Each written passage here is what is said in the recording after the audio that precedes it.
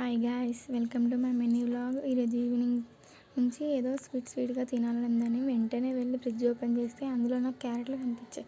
Carrot తీసుకెళ్ళి వెంటనే అత్తమ్మకి ఇచ్చాను. అత్తమ్మ దీనితో ఏదైనా స్వీట్ రెసిపీ చేయండి అంటే, సరే కావ్య క్యారెట్ హల్వా చేస్తా అని అత్తమ్మ ముందు తురుము పెట్టుకున్న క్యారెట్ని కడాయిలో వేసి బాగా ఉడికే వరకు ఉంచారు.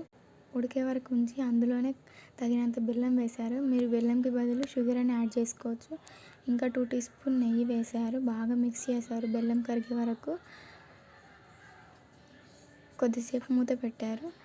మూత ఓపెన్ చేయగానే బెల్లం మంచిగా కరిగిపోయింది. బాగా ఒకసారి మిక్స్ చేసుకోండి. దాన్ని తీసుకెళ్ళి మా బావకి ఇచ్చాను. నేను ముందు నుంచి అడుగుతున్నాను మా బావ ఎప్పుడైందని. మా బావకి ఇస్తే ఎలా అంటున్నాడో చూడండి.